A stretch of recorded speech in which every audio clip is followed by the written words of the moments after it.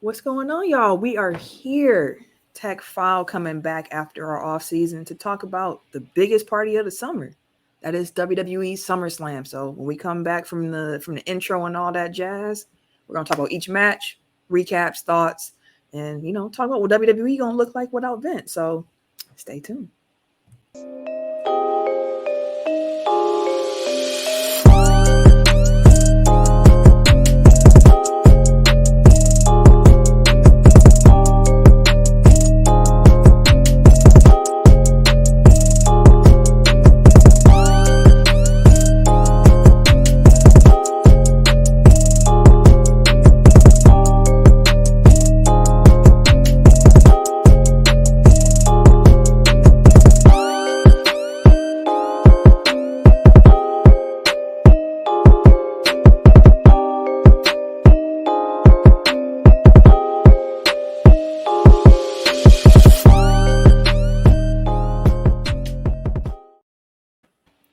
Yeah, welcome to this episode of Overtime presented by Tech File. Tim will be joining us shortly, but we just gonna get this rolling while we wait for him. Who are you, sir? I'm always waiting on. I always flow right off of Tim, so it's weird. I am the RJ. Only known as the RJ. And I'm Camille, point guard of the crew, the real life Tifa Lockhart, the girl next door. Holding it down for all the women who love sports. And it's your boy K Harris, the gentleman. The gentleman. The everyday gentleman. 24/7. But better known as KD. Take that. All right.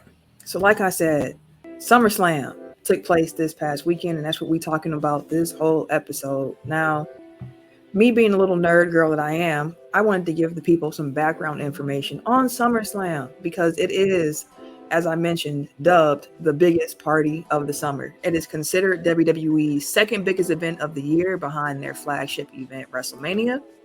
And apparently, WWE doesn't have a big four anymore, pay-per-views. They have a big five. So SummerSlam is part of the big five with WrestleMania, Royal Rumble, Survivor Series, and the newest kid on the block, Money in the Bank. Money in the Bank. Show you what you bank. YouTube, don't sue us. Don't take us down. This year's SummerSlam took place in Nashville, Tennessee. It was one of those big outdoor arenas. Had everything looking real. I don't know something about the outdoor arenas. I just love it. Some people don't like the outdoor venues. Do y'all like the outdoor venues, or do y'all not care? Yeah, it don't make a difference to me. I don't know. I feel like the outdoor arena gives it a different type of feel and vibe. Me too. I feel like, I enjoy the outdoor arenas for sure. Yeah, because you really only see them for the big pay-per-views. Like, yeah, I guess that's probably why I like it, because it makes me think of it being a big event. So, and they use more pyro too. Yeah, and I know that like Nick Khan, who's now the co-CEO of WWE, a big push that he's tried to make is like having more stadium shows, so they obviously get more income from those. So that's why originally Money in the Bank was supposed to be at a football stadium. They have like the UK one coming up next month. Saudi shows. I think they did one in Australia recently. So like they're really making a push for bigger shows in bigger venues. So like all of the big four are going to be in either baseball or football size. And as they're trying to make Money in the Bank a big five, like they tried to do that this year until they didn't sell enough tickets and had to downsize. So I can also give a little backstory. Actually, them doing more stadium arenas makes sense too, especially given like the fact that we're still in this pandemic. Like being able to have an event outside. I mean, people are still very close together, but at least it's a little bit more circulation than being inside together, all sharing the same air. Now you guys share some of the same air if you're outside, but some of the same. I don't think I doubt that that wasn't their calculation at all. It was just. Oh, I'm sure. That's all dollar signs. Where I'm like, I would go to like a show if it was outside. Like I'd be more inclined to go to an outside show than the inside. But I will be inside for Kendrick Lamar. But that's not what we're talking about tonight. SummerSlam kicked off with Bianca Belair, the champion, and she defeated Becky Lynch by pinfall. So scroll at the bottom what match we're talking about in real time with the results. So I'm sorry if you have not watched SummerSlam. I should have said this already. If you haven't watched Spoiler SummerSlam, alert.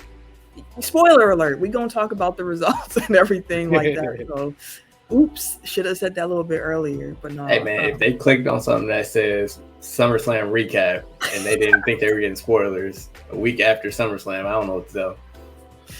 This is true. That's fair. That's fair. This is true. So, yeah, they had Bianca Belair, the EST, and Becky, you know, the man. Big time Bex. Big time Bex. So, what did y'all think of their match? I missed like the first couple minutes of it, but I enjoyed what I saw. I don't know if the bit that I saw, it wasn't as good as their Mania match, but it was still one of the top matches on the card for me, at least. Mm-hmm. Yeah, that's one thing about this card. A lot of these matches were rematches from WrestleMania. So I was curious going into the show, like how much would I actually enjoy this, given that I saw a lot of this already. Mm-hmm. And I was pleasantly surprised with most of the matches. And I was entertained by all of them. And this Bianca Belair one and Becky Lynch, it was good storytelling. And I'm not going to lie, I was very worried that they were going to have Bianca lose this match because they were in her hometown. And normally when wrestlers go home, they lose. So I was worried, but she pulled it out. Their previous management, though. That is also very, very true. So I was really excited to see her win. When she pulled off that Spanish fly move, I was like, yo. Yo. I was like, what? Kenny, what did you think of it? I enjoyed it. As you know, I'm a huge Bianca fan. Like when she was in NXT, like I was just sold. I was like, she's a star. The only thing, again, because we've seen it before, so I think a lot of times that we're expecting every match to be like as good as the Mania match, you know. But I enjoyed it, and I enjoy Becky. Big time Bex, her being a heel. I actually enjoyed that a lot. So you're a fan of heel Becky? Yeah, I like heel Becky. Not gonna lie. So when the match was over and they shook hands, like Becky was probably, it was like, props, like you beat me fair and square, good match. Yeah. Mm-hmm. Were you disappointed in that since you were a fan of heel Becky, or were you just kind of like, that's cool? No, I like that because like she beat her twice. Like, Becky Lynch was like the top dog for so long, and Bianca came in and was like, no, like ain't nobody finna take my title from me. Like Bianca Belair is showing like she is like the best in the business, the best in the WWE right now. So I feel like it's dope to see that. But it's dope that she gave her the respect that was due. Like at the end of the day, like she beat her, and that's just respect. What's that?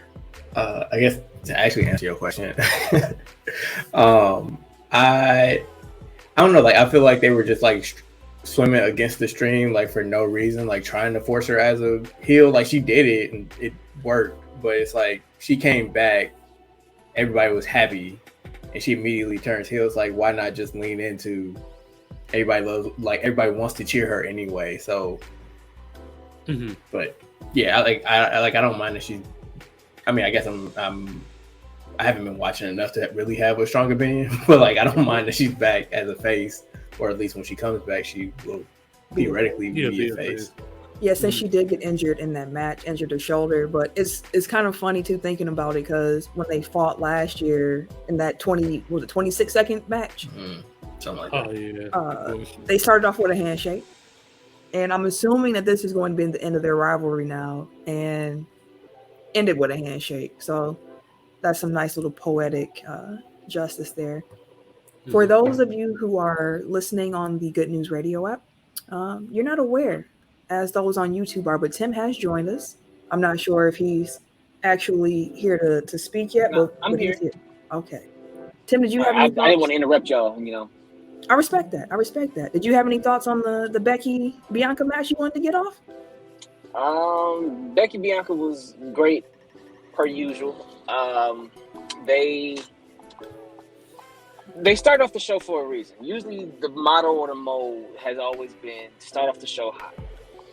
And so to put them to pretty much kick the show off and be like, hey, like this is how we rocking tonight, and they put on a phenomenal show. It was good. I agree with Eric when he said that they kind of forced her to be heel, but the best way to turn her heel is to knock off somebody who everybody was loving at the moment, which was Bianca. Mhm. and then screw her, in essence, was what it felt like. So, like, hey, yo, we want to make her a heel, cool. Charlotte's been kind of bouncing in and out, and Bayley's been hurt. So, I understand the need for a top heel for the women's division. And Becky, like you said, has played it perfectly, from the outfit changes to the attitude to The hair. the promos to the Twitter beefs. Like, she really took that and ran with it, because she is, in essence, like the epitome of what their superstars, what they would like for their superstars to be. They're interchangeable, and whether they face or heel, they can be able to take whatever angle that they got and they go run with it. They're gonna make it look fun. They're gonna make it look just better than what, even if it's lemons. Like, they really gonna make it look really good. And Becky Lynch is part of that. But I've always been a fan of Becky anyways. Like, Becky's always been one of my favorites when they came up. A lot of people didn't really care for them. Hey, somebody dying in the back there, all right? Huh? I thought I heard something. You tripping? I thought somebody died. I was like, oh shit, somebody died? You get choked out? I don't know what you're listening to, sir. The road shit. Look, well But, then. oh no, it's all good though. I enjoyed it. I'm glad that we have a new venture. Once she comes back, there'll be some interesting storylines for her to fall into as a face again. Out of 5 stars, what do y'all rate that match? I'll give it 4. I thought it was really good, entertaining. I give it a 3.5. Yeah, I'll say 3. A strong 3. Yeah, 3, sure. 3. All right. Well, they kept the momentum going. I think that was a nice way to start off the evening. The very next match was Logan Paul against The Miz in singles competition. They gave these brothers almost 15 minutes to wrestle, and Logan Paul came out with the win. And like we said at WrestleMania, watching Logan Paul, I'm like, this kid is good. This might be it. Yeah, like, He can go. he's good. Like, for go. sure, he is. But I just want to shout out to Miz. That man is good at his job. Because Fact. if that was anybody else in there with him, like, I don't think you're getting the same reaction from the crowd. Like, everybody just hates the Miz so much. Like he's good at getting people to boo him. So like he was able to get people kind of behind Logan and like really highlight what he does well and put him in a position to look really good. This might sound weird, but I feel like The Miz is this generation of wrestling's Triple H, in the sense of like, he's a guy who's gonna go work and he's gonna make whoever he's working with look pretty good, and he doesn't really care necessarily. Like, his persona, of course, cares, but like The Miz, the wrestler, is like, let's just put on a good match. Hey, if I gotta look stupid for you to go, like, I'm here with it. And I feel like that's what Triple H's role was throughout the Attitude Era. Like, he was able to get his own title reigns and be dominant, but like the attitude of how they come into the ring and like, I'm just, whatever it is, like, let's just get it done. I don't really care. Y'all can have the shine. Attitude Era people talk about Stone Cold and The Rock, and it's like Undertaker, and he's down the list, but it's like, if without him, you missing the key piece. And I feel like The Miz has been that linchpin for WWE at this point. Just before people would like try to pack us up in the comments, I know that it's not my understanding of the reputation that Triple H has from back in the day. Like, from online conversations, like, he was like the #1 politicker, like didn't want to put anybody over, always had to get his shine in. Like, think about the Booker T feud and the Scott Steiner feud and Goldberg feud. Like, he never wanted to like actually put those dudes over. So you might get some pushback from that. Hey, that's fair. That's just how I thought. That's how he came off to me as a wrestler, so I could be wrong. Right. For sure. And Cerebral Assassin was a different breed. That motherfucker was different. But I do I will say, like, that Logan Paul just, I didn't want to like him. I didn't want to like him in the WWE, because there's so many people and so many celebrities that's come through, and that just kind of You're like, all right, bro, we understand that you're here to, get your cameo off. You got a movie coming out, you got a show coming out, whatever the case may be. You just here to promote your shit. All right, you go have a spot or two. Hopefully you don't hurt yourself, don't hurt nobody else. And okay, cool. That was entertaining. But Logan Paul has been like, I know I think they signed him to a multi-year deal. I think he said, and a couple more events and stuff like that. But if the spots that they're going to put him in are going to be like WrestleMania and the one that he just had recently at SummerSlam. Now, granted, those are two of the four biggest pay-per-views that WWE has on their card for the year.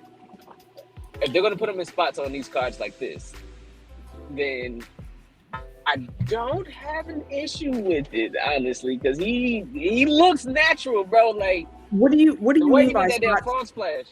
What do you mean by spots on the card like this? So Logan Paul isn't a normal wrestler. He's not a regular wrestler. So when they have big pay-per-view events, like Pat McAfee isn't a regular wrestler. They have humongous pay-per-views like SummerSlam, WrestleMania, Royal Rumble, stuff like that. There typically is some type of celebrity presence. So I call it a celebrity spot. Mm-hmm. He, in this case, has been in two different wrestling matches in the celebrity quote-unquote spot. Because last year it was Bad Bunny in WrestleMania. He took the Bad Bunny spot. This time in SummerSlam, I can't remember who it was last year, but it was somebody else. I think it was not the Green Arrow. It was somebody who was hosting a TV show or something like that, or had some kind of show out. He took that spot from SummerSlam. So the celebrity spot has been what he's kind of been filling in. But if they're going to use him just as, hey, you can wrestle on the card every 2 months or on some of the bigger cards, but you have to put on these performances that make it look like you fucking been here for a while, I'm cool with that. I don't know how I feel about seeing him every single week, though. Week in, week out. I don't think you will see him every week because he's also still boxing. He already announced that he has a December boxing match coming up, so he's going to be doing both. Ain't wrong. Ain't wrong at all. I don't know. I always hated him. So going into it, I was like, I'm already thinking F dude, bro, F him. But then watching him in the ring, you can tell that he put the work in. And I definitely can respect that. He put the work in. He's like a natural. Like Tim was saying, I didn't want to be cheering for him, but damn near by the end of the match, I'm like, damn, he fucking got me, damn. All right, now he turned me into a fan or whatever. But again, kudos, just like Camille was saying, kudos to the Miz. Kudos to the Miz though for making him look amazing as well. But yeah, I enjoy it. Just like I enjoy Bad Bunny killed it. But Logan Paul looks like an extra. Yeah, Logan Paul reminds me more like the Pat McAfee mold, where it's you'll see him. He probably ain't gonna do no announcing, but you'll see him around. You'll see him around for sure. Well, after that match, I guess they decided to need a little cool down. You had Bobby Lashley, who was the U.S. champion, come out and have a match against Austin Theory. Oh, I'm sorry, just Theory. Oh, take that A out, man. Right, take the A out. My fault.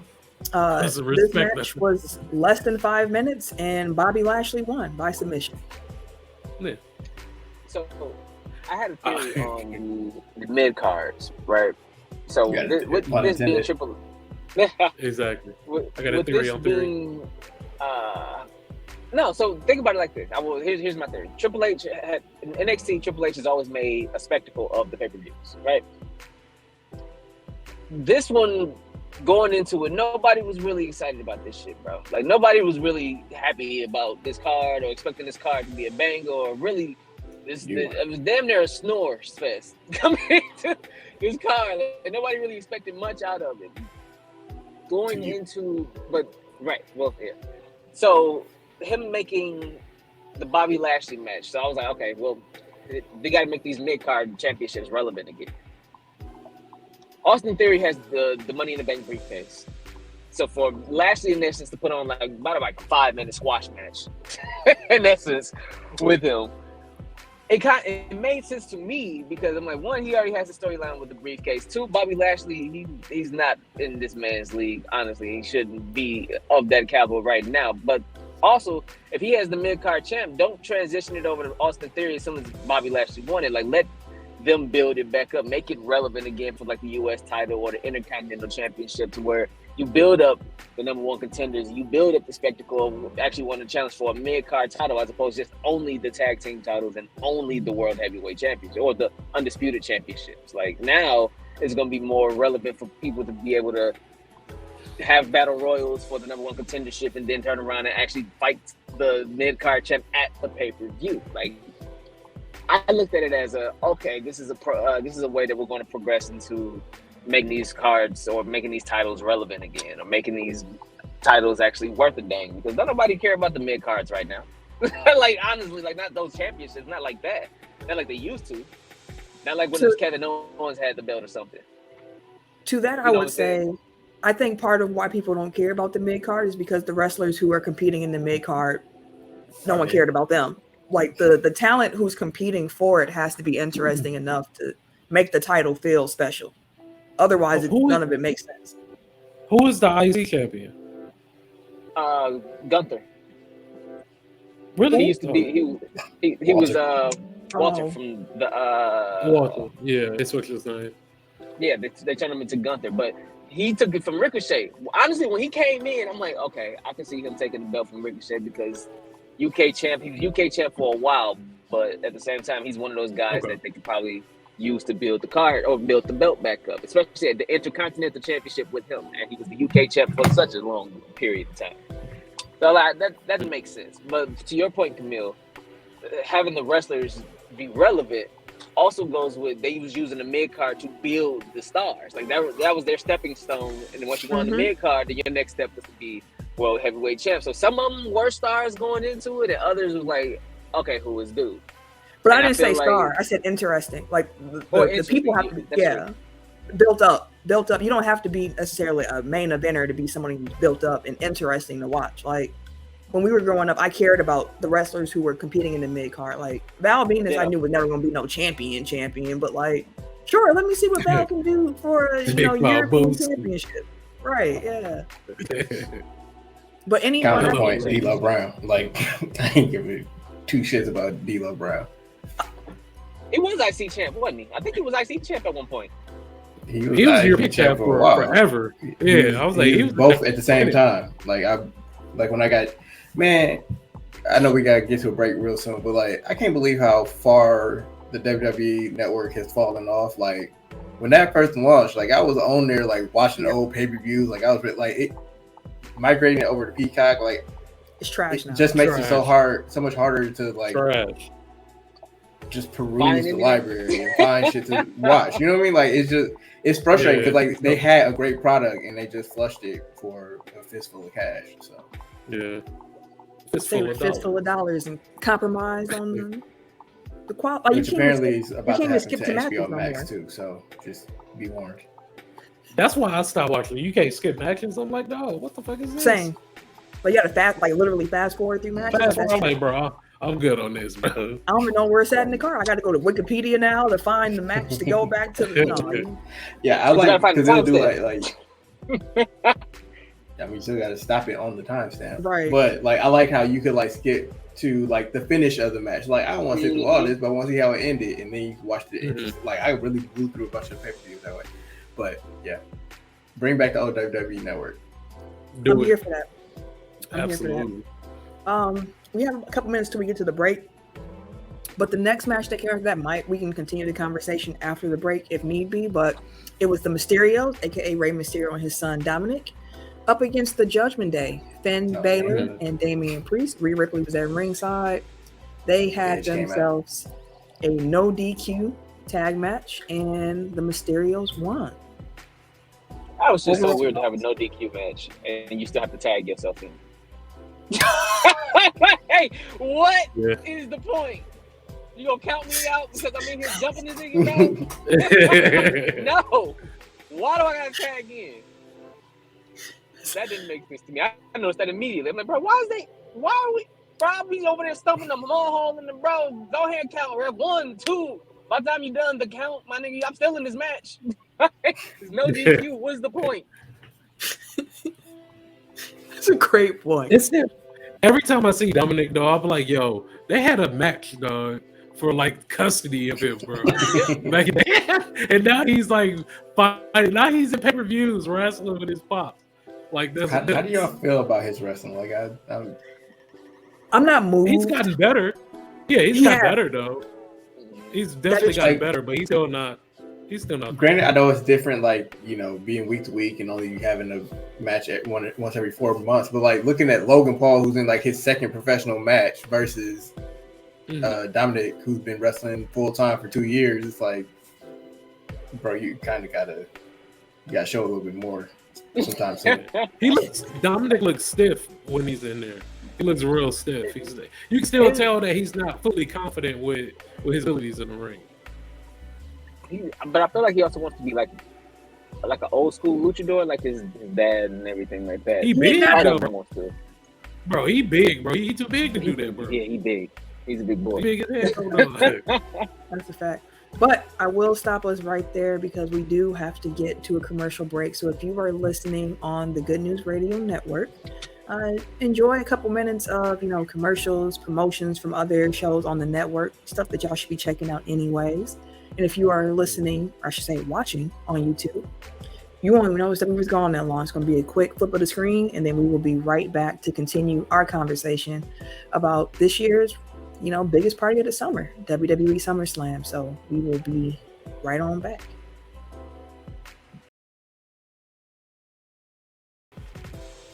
And we back. Myself, Camille, Eric, Tim, Ken, you know, Tech File, we here talking about SummerSlam, the biggest party of the summer. We already discussed Bianca Belair and Becky Lynch. We talked about Logan Paul and The Miz match. We talked about Bobby Lashley's match against Theory. Talked about the Mysterios against Judgment Day. Didn't have much to say about them except for what we already said. So we're going to just keep that ball rolling. No pun intended, given the fact that the next match was Pat McAfee up against Happy Corbin. It was a singles match. Bum Corbin was better than Happy Corbin, but bum ass Corbin. Bum ass. In this match, Pat McAfee defeated Happy Corbin by pinfall. And we kind of talked about Pat McAfee a little bit earlier in his style, but I just enjoy watching him wrestle. And one thing that's really fun for me now is seeing Michael Cole, like when he goes up, he's like, oh my partner is about to go out there and wrestle. It reminded me of like when JR be doing commentary and the King would be wrestling, and it's like, oh my partner, like, go get him, partner. Beat his ass. No, like JR used to go nuts. I swear, dude. Son of a bitch, like he stole something. Like when JR would stop being impartial, it would just start cheering for people. Fact. Like that match, it was Vince against somebody at WrestleMania. I don't remember who. Maybe it was the Shawn Michaels match, but like JR was just in his bag. Like he hated Vince. I remember when he was doing that stuff. Stone Cold. And King was like, "All right, Jr." God damn. Or he was all right, and Jr. was like, "I can cheer if I want to." I was like, hey, "You got it. The world is yours." Also, it would funny as hell for Pat McAfee music. Like they basically took the whole vibe of the Seven Nation Army, but like made it so they couldn't get sued for it. Hell yeah. Changed it just enough. Let's go. It's like Vanilla Ice and David Bowie. No, Queen. Like mine's dun. There's a deep. Like it's close. But this match, I mean, like as much as I enjoy watching Pat McAfee wrestle, the fact that this match was only like I think it's like 10 minutes or something like that felt perfect. Like it didn't need to be any longer than what it was. I honestly don't remember anything that happened in that match. I know I enjoyed it. It wasn't memorable. It didn't stand out. Yeah, it wasn't Pat McAfee. Like we didn't see nothing crazy like when he was in War Games or stuff like that. But I mean, it was fine for what it was. Happy Corbin was not happy that he caught the L, but I think part of what made this match kind of unremarkable in that sense, Eric, too, is they slipped a lot in that match. That's what I remember first about it. Like they were slipping around a lot, especially when like using the ropes. But then I was reminded when you do those outside shows, you're gonna have that humidity, and it was slick out there. So they didn't handle the slickness as well as some of the other matches, but I feel like they were still able to make it entertaining. Yeah. Any other thoughts on that particular match? How did it end? Did he kick him in the nuts? No, Yeah, what's the Go name? ahead, Kicked John. him in the nuts towards the end. I thought. Oh, he did. Pat McAfee, Then he hit him with his finisher. especially because he was a punter. Like, gross, bro. Yeah, Don't wanna no, get kicked. because I watched SmackDown on Friday and Corbin kicked Pat in the nuts. I'm like, okay, well, I know how this match is ended. He gonna put them boys in place. kick the balls off his body. Exactly. Hey man, he a punter. He a punter, like, it's the last person you want kicking you. Man. And from my understanding, apparently when y'all get kicked down there, it's not enjoyable. So, bro. Well, make you want to throw up. You be ready to throw up. It's a series of unfortunate events when it happens, bro. Yeah. It's no. Lemony Snickets. Right. Thank God that. Woo, boy, that was tough.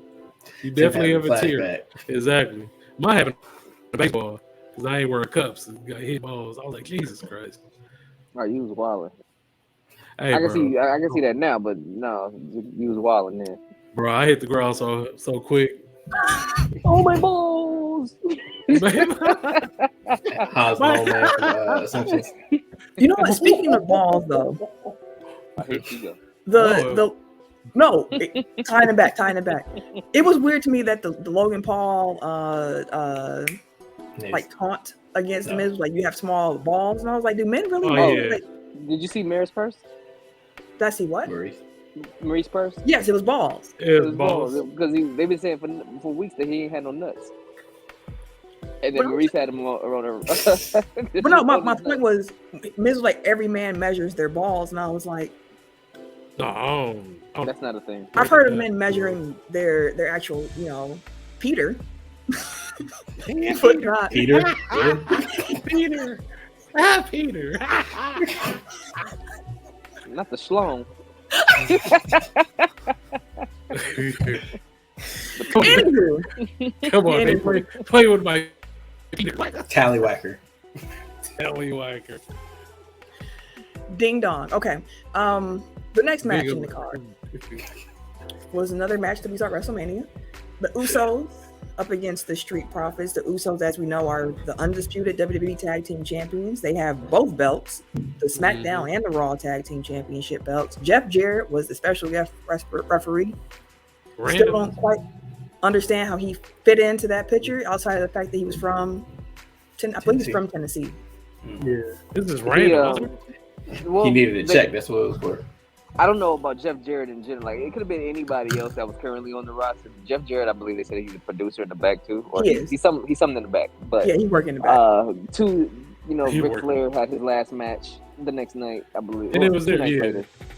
And then 3, they needed a special guest referee with how the last match ended, and so I guess Jeff Jarrett just hit all the boxes. I do it myself. You work here already. You need a promo. You need to promo anything? Okay, you got something that you can promo too. But we no, bro. Well, he didn't promo nothing. I mean, he didn't say nothing about the Ric Flair match. They weren't going for that. He did not. But everybody and their mama knew that he was in that Ric Flair match. And why the hell out of nowhere would he start all of a sudden showing up on TV when he ain't been here? That's Camille's question. You said what? So that's Camille's question, I believe. I was like, it was random. He literally came out of nowhere. Like, what? I said the only thing that I could think of. Yeah, the only thing I think of was that he had a Tennessee tie. So it's like, let's have a referee that the crowd might pop for. So whatever. But what did y'all think about the rematch between the Usos and the Street Profits? Bro, they put a show on every time they wrestle. They really did. I thought the Street Profits was gonna take it. So 2 things about that. One, they do put on a show every time that they wrestle, but I don't feel like this is the best match that they've had between their teams. I think I enjoyed the Money in the Bank match a lot. I don't actually remember the Mania match, so I can't speak on that. But definitely, Money in the Bank was really good. And then also, like, we've reached that point now with the Street Profits where I'm like, I'm just nervous watching them. I'm like, is this when they gonna do the breakup? Is this like, I don't want to see Yeah. it. You know what I mean? Like, We all know. I'm nervous for We it all now. know it's coming though. Yeah, it's all Right. coming. It's like, who gonna turn on who, and is it gonna break my heart? I hope that me and my husband were talking about this, and we were saying we hope that when they break up, because we all see it coming, that is not one of those breakups where it's like messy. Like they can break up on like, hey, this just ain't working right now. I'm gonna see you later. But we probably that probably won't happen. We want that to be the case because we like this tag team, but like it probably won't go that way. I think I said on this week's show, like it's gonna end up like the barbershop. Someone get kicked through the glass or something like that. And I think it's gonna be Montez Ford, who is the one who goes heel rather than Angelo. But I think that honestly, I think it's worse for Dawkins, like if they do just do like an amicable breakup, because like he don't really have anything naturally to progress into. Whereas like Ford, like everybody sees like the path laid out for him, but like Dawkins, like they gotta be real specific about like where he goes next, because otherwise he can be out the company in a year. So like, and even with me saying like, damn, I hope they don't break up, like I'm also looking at it like I hope it is like super messy, because that gives them an immediate feud. Like they can work with people, you know, obviously they're friends in real life, so like you're working with somebody that you trust, that has an investment in like your long-term success. So like if they play it right, like it could do wonders for both of them, to where like they both elevate each other going into their singles careers. Here's my dream booking here.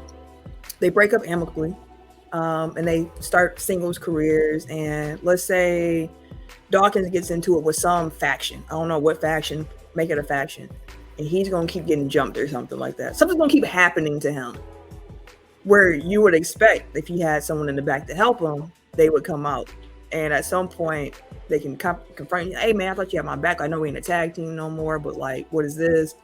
And they can build it in the background of other feuds to lead it up to be like a bigger, like I don't want it to be their first feud. I want it to happen like after some time where it's like, okay, we haven't seen them even in the ring together in a long time, like, but we get to see them now against each other for the first time. That's my dream. We'll see. I doubt my dream comes to fruition, but that's how I would build it. I would build it very, very slow to make it like a Royal Rumble thing. I don't want them to split. I'm hoping that they don't. But what I do hope is that, well, here's the thing. The Street Profits have all the potential in the world to really be the next, like, not even say the Usos, but I mean, because you got the Usos, or you have the New Day, or you have like they could just have all the makers to be a really great tag team for a while. But them damn Usos is just they really. At first, I didn't know how I was going to feel about them having all the belts. But I wouldn't expect for them to have all the belts. Well, not all the belts. The ones that matter right now until they built the other belts back up. But they really have been putting on, like, we them, like they said, they the ones, we them ones, but they really have, like, carried the hell out of these damn belts. And each time that they step into because they had a match on Monday. They had a championship match against the Mysterios. On Monday, and it was like, damn, y'all just had that match on Saturday. Y'all turn around, y'all got the championship match on Monday now or something? Or they had one the Friday before, or they had some kind of match the Friday before. Something like they're constantly there. They're constantly wrestling. They're constantly present. You see them. If you don't see Roman, you see them. And they usually putting on for them and Roman when they are around. And then the matches that they put on, the promos that they do, like the Usos literally they've become better than I thought that they could be. You know, that's a really good point. And as you were saying, I was sitting here just like, facts, because I liked the Usos initially because they was fine. And then they Not the same reason, but I fucked with them. And Tim was like, me too, girl. But honestly, seeing how they've been able to stay together and seeing the quality of matches they've been putting, like they've consistently been the top of the tag team division. Like their feud against New Day was super fun until, you know, it dragged out. But like they have become, like you said, a better tag team than I thought they would. Like they're a quintessential tag team at this point. I'm not sure where you would put them in like all-time tag team rankings though. At the top. Mm. Mm. They probably It's are them and the up Road there. Warriors. I was like, I And feel Road like Warriors they're weren't top 5. tight in WWE. So, like, if we talk about WWE only, like, I don't think they really have a peer. I feel like Usos Maybe the top New 5. Age Outlaws. Because a lot of Hardy Boys, Dudley Boys. I'm just like longevity, like the Dudley amount of Boys time got that they spent longevity. together. Huh? Dudley Boys got long. I mean, it wasn't all in WWE, but Yeah. And that's what's like, sorry. I am talking WWE only because, like, obviously, Road Warriors are the top tag team of all time, and it's really not even close. But if we talk about only in WWE, then you got to put the Usos up there.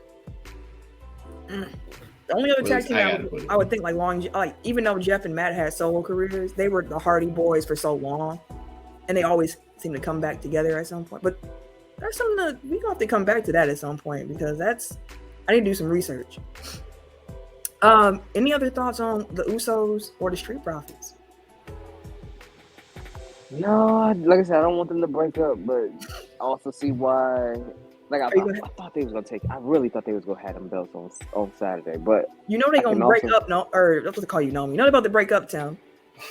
They not about to break up. Leave them alone. Tim gonna have that one single Denzel tear. No, exactly. Single tear and shit. After the Usos and the Street Profits did their thing, Liv Morgan, who is the SmackDown Women's Champion, came out and had a fight against Ronda Rousey. She beat Ronda Rousey by pinfall. And this match was like 4 minutes.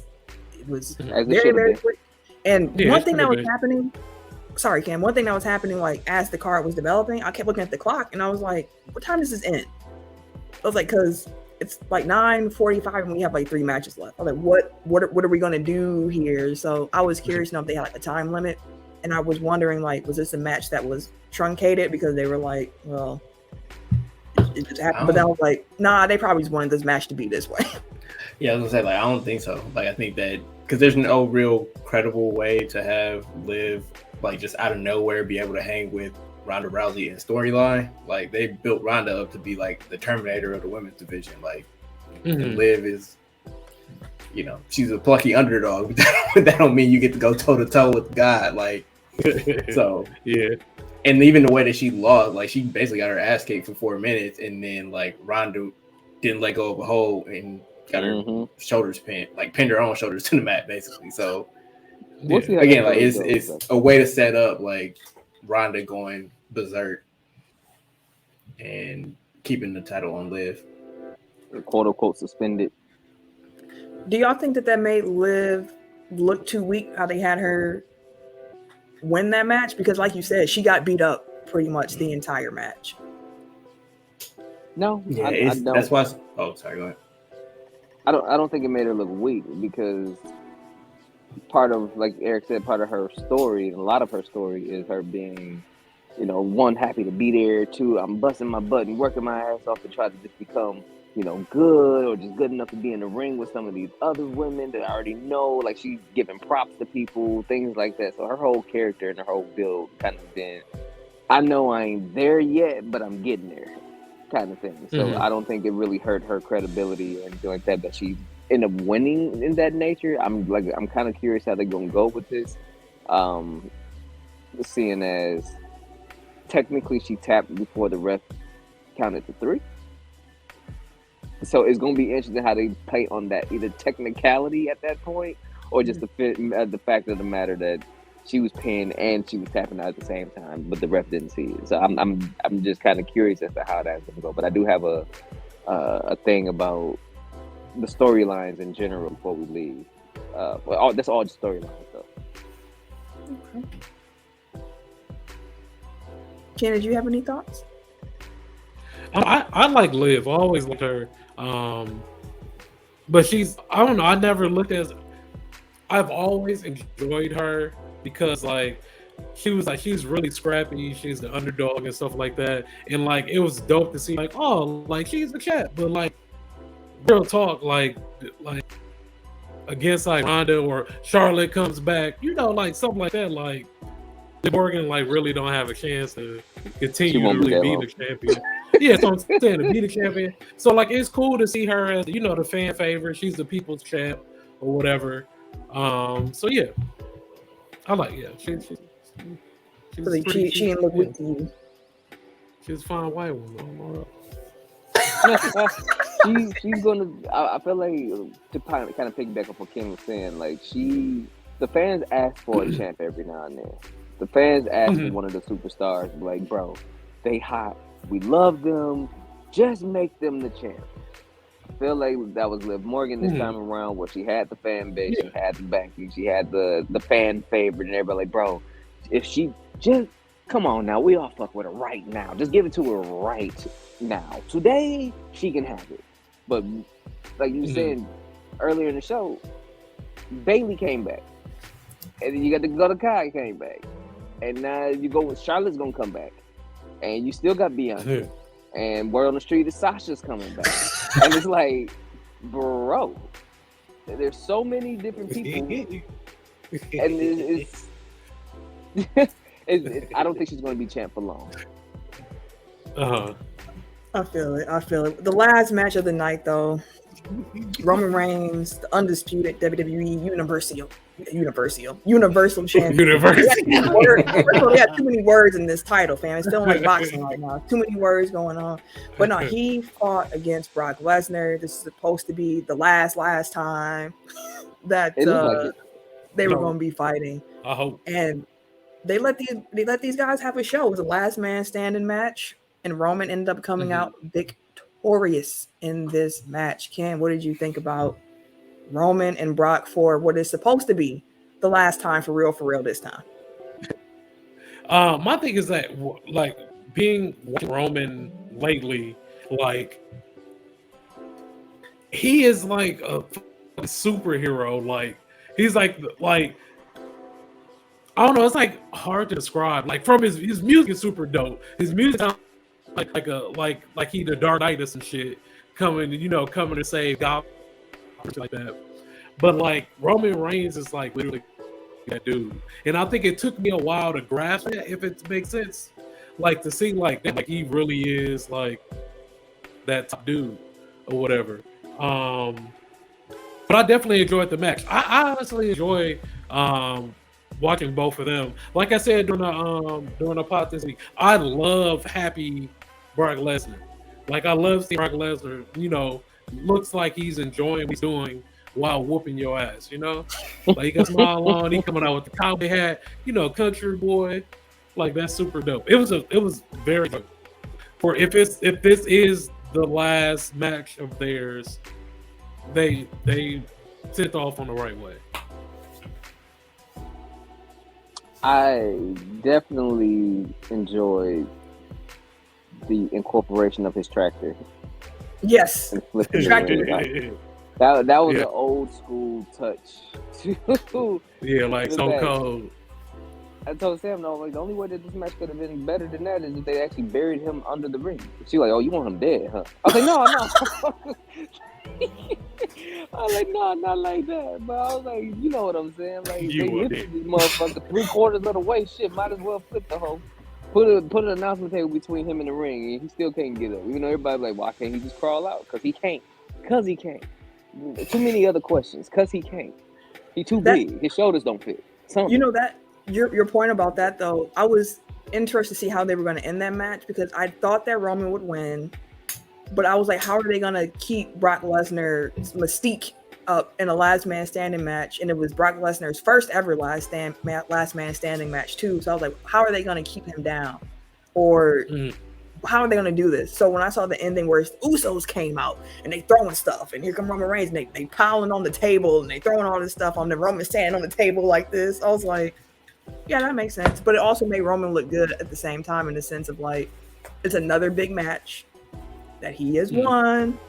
Question his methods all you want to, but he is going to win at any cost. Job done. Yes. Like, kind of similar to Tim's point earlier about like how you tagging in and out in a no DQ match. Like, I'm pretty sure you can't stand on your opponent as they count to 10. Like, just because you're standing on a pile of stuff that you put on top of him, don't negate the fact that you're basically pinning him. And you're not supposed to. That failure of logic notwithstanding, like I enjoyed the hell out of that match. That was fun. Like it's a Brock Lesnar match, so it's not going to be a bunch of rest holds and they're not going to waste your time. We're going to get in, get out, and get to the shits. So again, like if it is the blow off to their feud forever, which you can never say forever in any wrestling storyline. Ric Flair's proof of that. Boy, say that again. Son-in-law.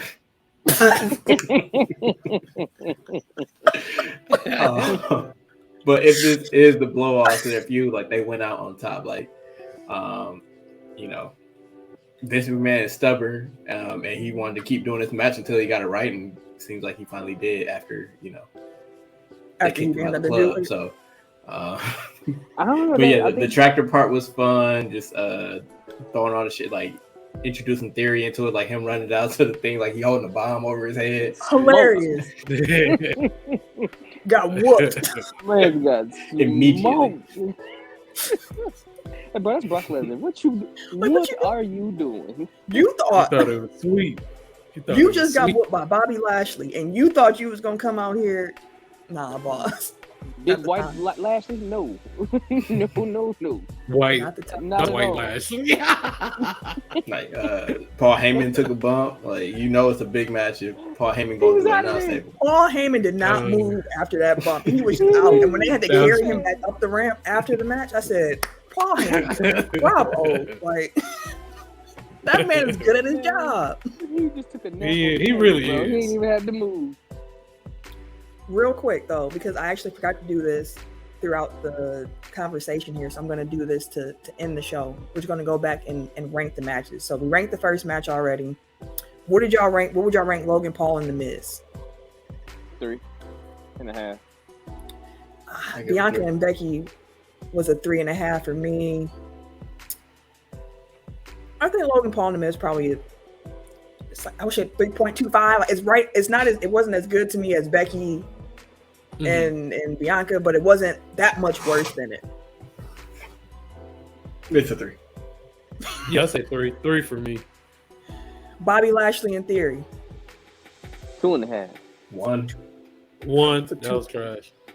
I was straight on that. Mysterios and the Usos. 2. I'm sorry, Mysterios and Judgment Day. My fault. 2. Well, I give him a 2.5. Rhea Ripley is the backbone. You gave him a what? 2.5. Oh, she said 4.5. I was like, what? Hell no. No, I agree. Like, what was you watching? Pat McAfee and Happy Corbin. Again, I don't remember that match, so I guess 2. 3 to me. Yeah, 3. I'm going 3. Like I enjoyed it. I just know it wasn't memorable. Usos and Street Profits. 4.5. That's fine. I enjoyed that. I'll say a 4. 4. I'm say 4 for that. Liv Morgan and Ronda Rousey. 2. That's a 1. 2. Not say 2. Just because I like Liv, so I'll say 2. And the finish was creative. Like it was a creative way to get out of the fact that you can't have. Last but not least, Roman Reigns and Brock Lesnar. 4.5. 4. 4.5. Yeah, I have 4.5. Solid 4. 4.5 too. Like I wanted to go 5. I wanted to jump out the window, but I couldn't do it. Yeah. Well, that was SummerSlam. We hope y'all enjoyed our recap episode. We hope y'all enjoyed the pay-per-view. And if you want to follow us on social media, we're going to give you those locations now. My personal social media. You can catch me. Wait a minute. On Twitter, Instagram, PSN, and Apple Music at Camille Monet. CAMILLEMONAE. Because I'm not doing that because we know that. Because your mom is no longer fancy. Don't do that now. You did that.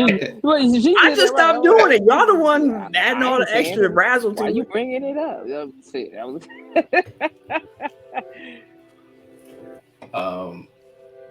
At the 2021 NBA champion Milwaukee Bucks Burner on Twitter. So I get. Goddamn right. Everyday_gentleman on Instagram, K Harris 216 on Twitter and Snapchat. And it's your boy, TIMKINZ, the number 3, aka Ass Ketchum, aka Mr. Give It to Him. Sleepy time, bro. We out. Indeed, we are. Peace out, y'all.